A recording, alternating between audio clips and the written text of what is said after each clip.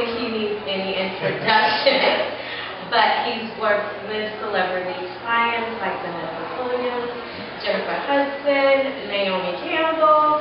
Like I said, he needs no introduction. But, so I just want to start off just asking some basic questions that I know you hear all the time, but for a lot of women, you know, I'm in my circle of friends, I'm the girly girl, I'm the one who's totally into makeup, and most of my friends are not. And they always express the hesitation about getting into makeup. So what advice do you give to women who are afraid of delving into the world of makeup and are apprehensive about that step? I mean, you really just have to get started. At the end of the day, I mean, you know, I have 3 sisters and a mom. So, you know, 2 of which wear makeup, the other 2 don't. And I don't impose one look on anyone. I don't say you have to do anything because you don't. Makeup's a personality, so it's going to be a little bit different for everyone. Some women are going to wear 6-inch heels, some women are going to wear flats. And so you have to be able to flow between the 2. There are lip glosses that are sheer. There are foundations that are more minimal. There are many ways to look very natural and have a very effortless look. Powder is one of the most important items to use because it alleviates shine and it helps the skin to look more consistent in color and texture.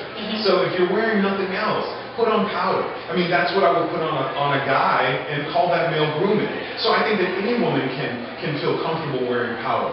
Getting your brows done, maybe adding a few coats of mascara and lip gloss. I think it means the world, and in many ways you're putting your best face forward and adding a finishing touch. I think that many women are intimidated by beauty because they feel that they have to live up to the makeover. They have to live up to what that makeup artist did to my eyes. I live it. And you know, if I can do Vanessa Williams to Patti LaBelle, you know, in color range and in features, then you have one face. Put that best face forward. Now with that said, what would be Sam Fine's 3 must-haves for any woman in their makeup bag? Once again, powder is extremely important. Mascara, because it's a natural definition to the eyes.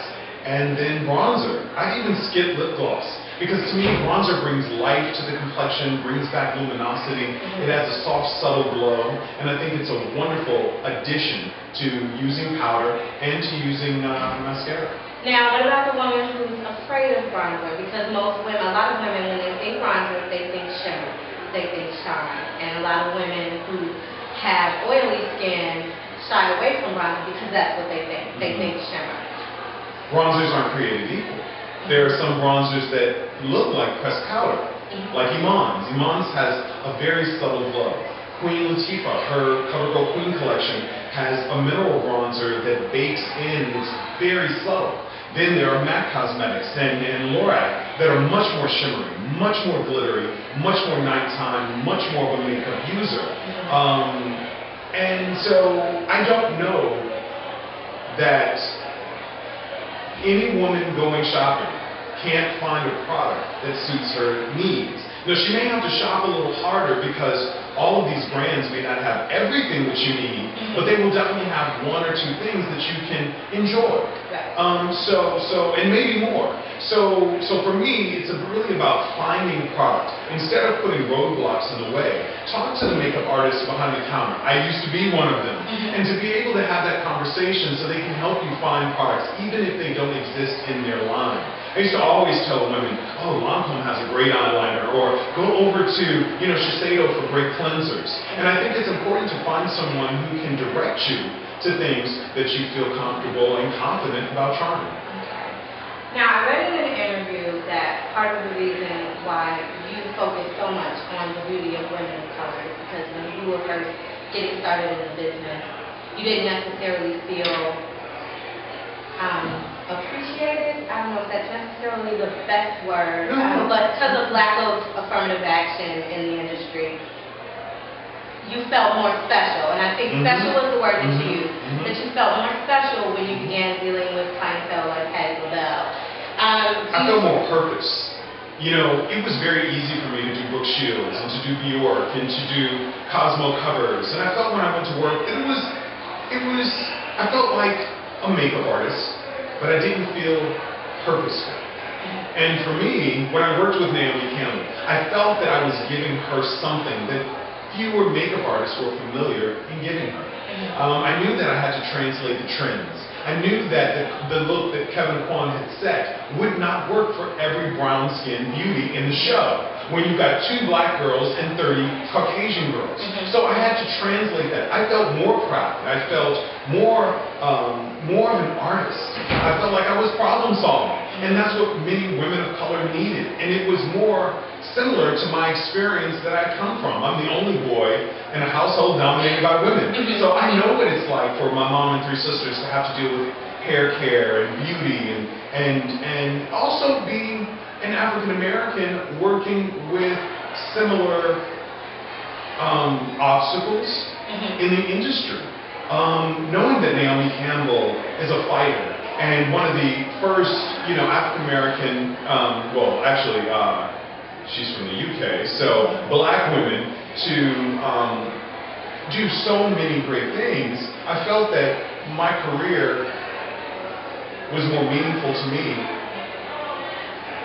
almost patterning, myself after many of my clients. Vanessa being the first Black Miss America, Tyra being the first African American for Sports Illustrated and Victoria's Secrets. In many ways, I felt more special not being the first, because those titles are wonderful, but knowing that when you are the first African American spokesperson for Revlon or CoverGirl, that it opens a door for the next. And I think that becomes a platform. And I didn't feel that I had that same platform when I was a working makeup artist doing Cosmo covers, doing, editorial. I didn't feel as much meaning. And so when I go to work and I'm doing Queen Latifah for CoverGirl ads, there are so many sisters who are looking at this in a very different way. This is not just a cosmetic ad. This is our opportunity to see ourselves as beautiful in the way that my sisters who, my sister who's 50 or my mom who's 71 didn't have the opportunity to see. So there's so much more to doing an Essence cover with Alec Webb or doing, Which, by the way, is one of my favorite Essence covers. Thank you. Or Mary J. Blige. For her Essence covers with the gold and being able to not transform, but to bring out beauty in a way that I think I have to say, sometimes only we know how.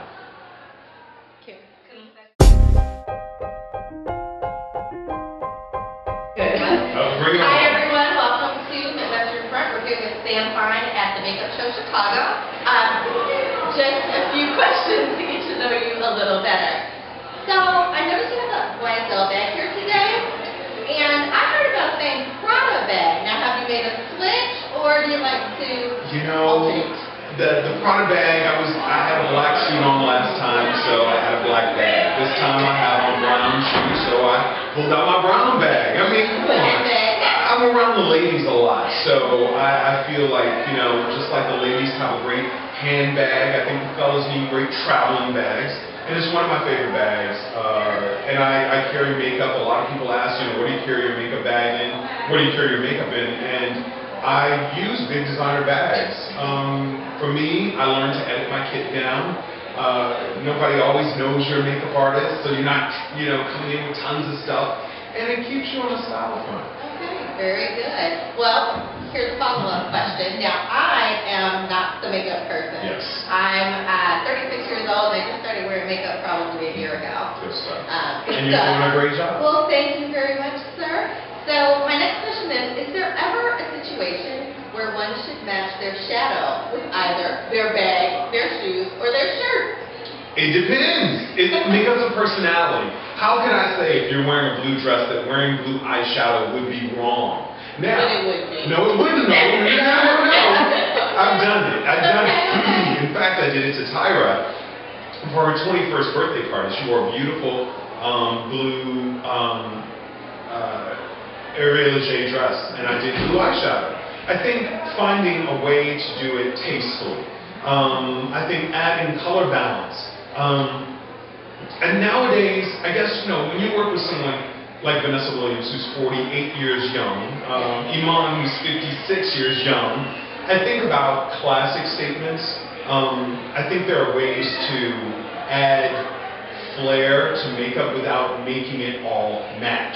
I think there's a beauty in that, so you don't feel overwhelmed having to say, gosh, I'm wearing green today, what color eyeshadow am I going to wear? And a lot of times when I look at Vanessa Williams over the past 19 years that we've worked together, I'm looking back at many, many, many pictures that I want to think of as timeless. And the way those things stay timeless is to address makeup and hair in a very timeless manner. I'm fortunate enough to work with some of the best hairdressers in the business, Oscar James, Chucky Amos, Johnny LaVoy, Ted Gibson, and we all share a similar aesthetic, and that is to put a very classic spin on beauty.